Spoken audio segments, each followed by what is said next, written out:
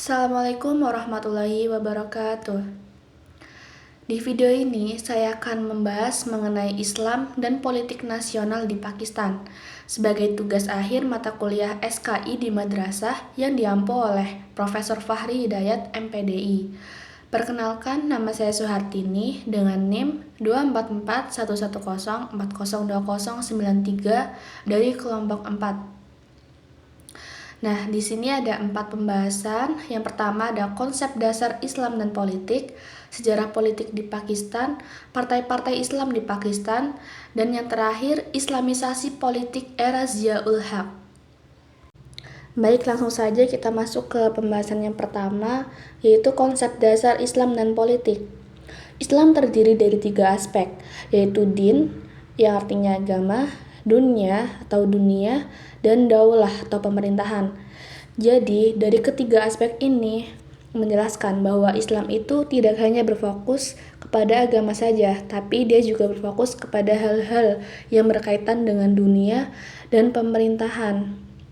Kemudian politik meliputi aspek penting, diantaranya ada kekuasaan, ketertiban, kesejahteraan, keadilan, dan kepastian hukum. Jadi, di politik itu mencakup antara pemerintah dan warga negara. Jadi, jika antara pemerintah dan warga negara bisa saling bekerja sama dengan memenuhi hak dan kewajiban, itu akan tercapai adanya negara yang rakyatnya itu sejahtera. Nah, kemudian karena ini sedang membahas politik di Pakistan, jadi politik di Pakistan itu pada awalnya menganut sistem sekuler, yaitu sistem yang memisahkan antara agama dan negara. Nah, adanya sistem ini memunculkan pro kontra antara 3 kelompok, yang dimana kelompok pertama menginginkan antara agama dan negara itu bersatu. Kemudian kelompok yang kedua menginginkan antara agama dan negara itu berjalan secara beriringan. Kemudian kelompok yang ketiga menginginkan antara agama dan negara itu berpisah. Nah, adanya pro kontra ini mengakibatkan adanya perdebatan yang panjang, hampir 9 tahun lamanya.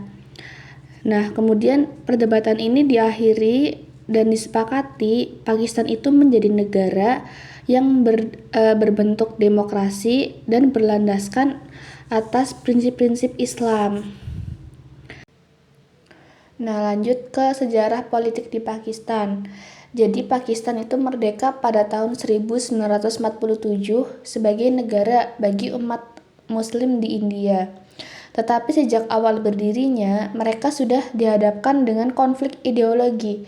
Jadi ada kelompok yang menginginkan sistem Islam dan ada kelompok yang menginginkan sistem sekuler.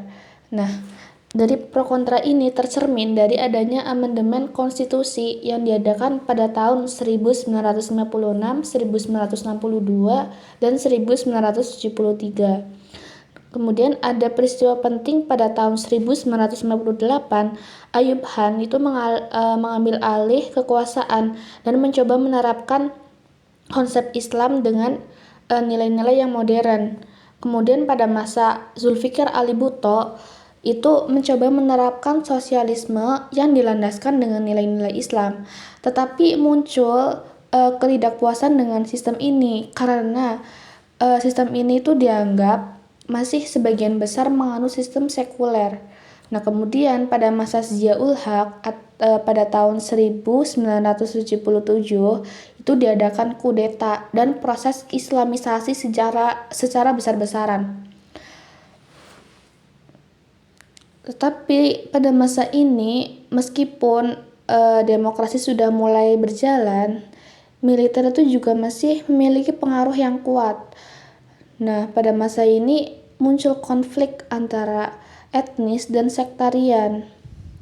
Dan juga ada masalah internal seperti korupsi dan ketimpangan sosial. Nah, mungkin itu sekilas dari sejarah politik di Pakistan. Dari mulai merdeka sudah dihadapkan dengan konflik ideologi, kemudian muncul adanya sistem modernisasi, sosialisme, hingga islamisasi pada masa Zia-ul Haq. Nah, Kemudian kita lanjut ke materi yang ketiga, yaitu partai-partai Islam di Pakistan. Yang pertama ada Partai Jamaat-e-Islami atau disingkat JI, didirikan oleh Abu A'la Maududi pada tahun 1941 di Lahore. Nah, peran partai ini yang pertama adalah sebagai partai Islam tertua di dunia Muslim. Kemudian, partai ini juga memperjuangkan penerapan prinsip-prinsip Islam dalam masyarakat dan pemerintahan, menolak pemisahan antara agama dan negara, mendorong penerapan hukum Islam secara penuh. Kemudian Islam dijadikan dasar pembentukan identitas, aturan negara, dan landasan dukungan politik. Nah, kemudian ada partai yang kedua, yaitu Jamiat Ulema Islam atau JUI yang didirikan oleh Maulana Shobir Ahmad Usmani pada tahun 1945. Nah, peran partai ini yaitu mendukung jaringan madrasah dan ulama untuk aktif dalam suasana politik dan gerakan Islam. Peran partai ini juga memiliki pengaruh yang besar dalam kebijakan Islam dan jaringan keagamaan melalui madrasah-madrasah. Kemudian partai yang ketiga yaitu Jamiat Ulama Pakistan atau JUP. Ini didirikan oleh para pemimpin Sunni di India pada tahun 1948. Nah, partai ini dibagi menjadi dua, yaitu JUP Imam Nurani dan JUP Nurani. Nah, partai ini tuh mendukung resolusi tujuan negara dan penguatan aturan Islam dalam konstitusi. Partai ini merupakan partai Islam yang bersifat modern dan memiliki organisasi pelajar bernama Anjuman Talabe-e-Islam.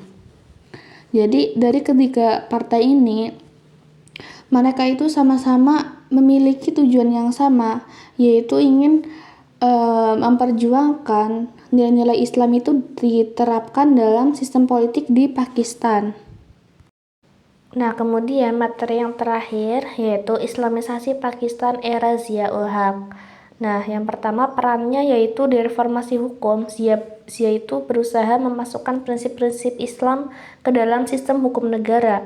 Salah satunya dengan membentuk Federal Syariat Court sebagai lembaga yang mengawasi kesesuaian hukum nasional dengan syariat Islam. Kemudian yang kedua, di sistem hukum pidana Islam, ia menerapkan Hudud Ordinance yang mengatur pelanggaran seperti zina dan pencurian yang hukumannya itu berdasarkan hukum Islam. Selain itu juga diberlakukan adanya Qonun Syahadat yang mengatur pembuktian hukum sesuai syariat. Kemudian yang ketiga, di sistem ekonomi, Zia menerapkan sistem bebas riba, mewajibkan zakat, serta menjadikan ekonomi sebagai bagian dari Islamisasi. Nah, hasilnya pertumbuhan ekonomi Pakistan itu meningkat secara signifikan. Yang terakhir, di sistem pendidikan, Zia-ul Haq melakukan Islamisasi kurikulum, memperbanyak madrasah, dan mewajibkan pelajaran agama hingga universitas. Bahkan lembaga militer pun diberikan pengajaran agama secara khusus. Nah, mungkin itu saja yang bisa saya sampaikan mengenai Islam dan politik nasional di Pakistan. Kurang lebihnya saya mohon maaf, semoga bermanfaat. Wassalamualaikum warahmatullahi wabarakatuh.